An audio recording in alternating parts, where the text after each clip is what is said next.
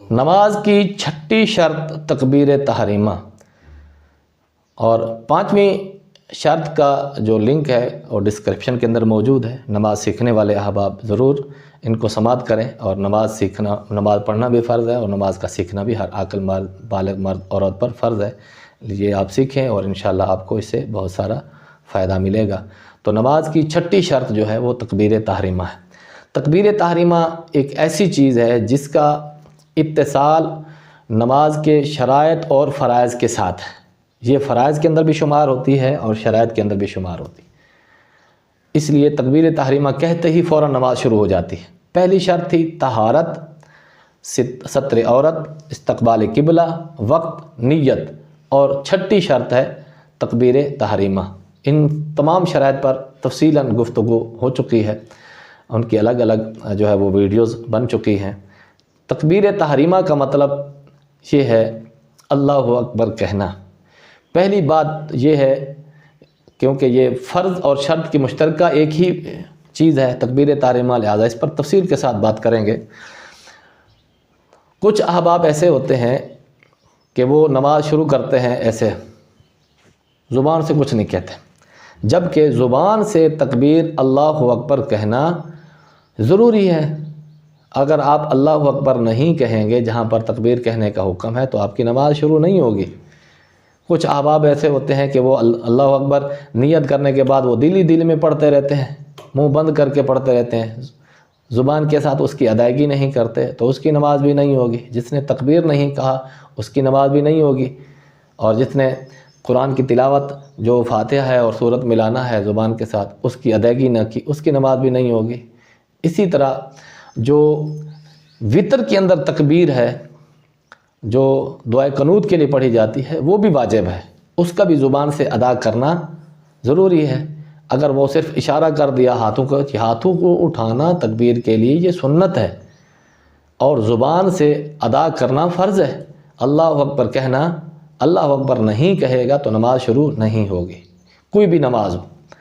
تو اس لیے یہ تکبیر تحریمہ ہے۔ تکبیر تحریمہ کا مطلب یہ ہے کہ حرام کر دینے والی جو کھانے پینے اور بولنے کو، ہر قسم کی دنیاوی معاملات کو حرام کر دیتی ہے نماز پڑھنے والے پر۔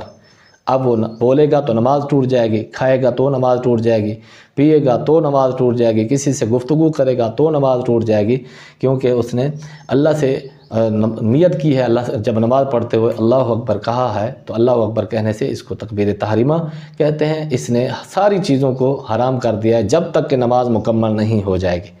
سلام پھیر کر نماز مکمل نہیں کرے گا اس وقت تک اس کے لیے کھانا پینا بولنا وغیرہ ساری چیزیں نماز کو توڑنے والی ہیں، اس کے لیے حرام ہو چکی ہیں۔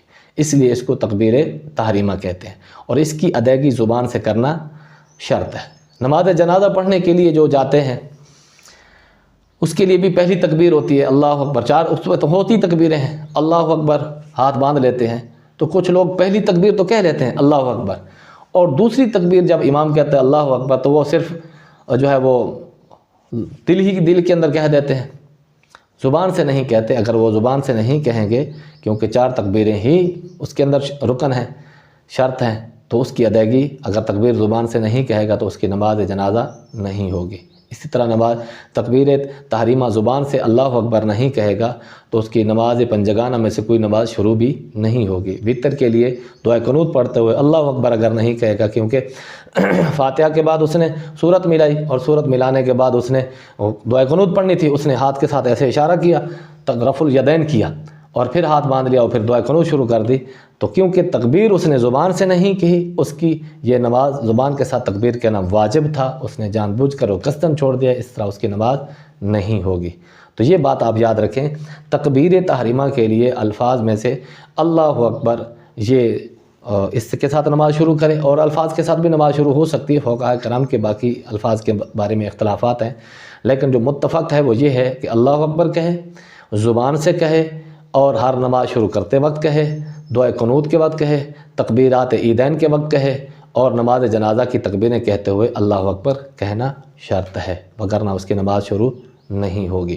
جیسے ہی تکبیر تحریمہ کہے گا تو پھر جیسے تکبیر تحریمہ کہتے ہوئے اپنے ہاتھوں کو کھلا اپنے ہاتھ پر رکھے، اپنی حالت پر رکھے، کندھے کی طرف لے جائے، کانوں کو اگر مس ہو جائے تو اچھی بات ہے، نہیں تو پھر کندھے کے برابر لے جائے، اور پھر اللہ اکبر اپنی نظر جو ہے وہ سجدے کی جگہ پر رکھے، اللہ اکبر کہتے ہوئے بغیر ہاتھ چھڑے۔ ایسے کچھ لوگ ہوتے ہیں ایسے ہاتھ چھوڑ دیتے ہیں نیچے، پھر اس کے بعد جا کر باندھتے ہیں، ایسا نہیں کرنا، بلکہ یہاں پر ہاتھ اپنی حالت پر رکھیں، نظر کو سجدے کی جگہ پر رکھیں، اللہ اکبر کہتے ہوئے نیچے لے آئیں اور ناف کے نیچے ہاتھ باندھ لیں۔ باندھنے کا طریقہ یہ ہے کہ یہ چھوٹی انگلی اور یہ انگوٹھا اس کو بائیں ہاتھ کی کلائی کے اوپر رکھ کر تو اس کو ہلکا بنا لیں، اور یہ 3 انگلیاں سامنے رکھ کر اور اس کو ناف کے نیچے باندھ لیں۔ یہ مرد کے لیے۔ تو پھر اس طرح اس کے بعد وہ ثنا شروع کرے گا، نماز کے فرائض اب شروع ہو جائیں گے، تو اس کی طرح اس کی نماز شروع ہو جائے گی۔ جو خاتون ہے، عورت ہے، وہ کندھے تک ہاتھ اٹھائے اور پھر وہ سینے کے اوپر ہاتھ کے اوپر ہاتھ رکھ لے۔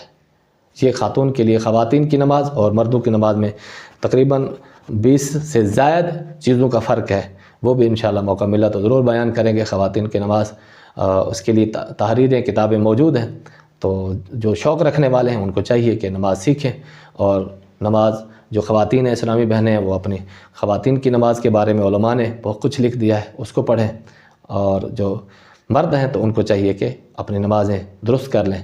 تکبیر تحریمہ یہ نماز کی شرائط میں سے آخری شرط اور فرائض میں سے پہلا فرض تھا۔ امید ہے بات کلیئر ہو گئی ہوگی۔ واللہ تعالی اعلم بالصواب۔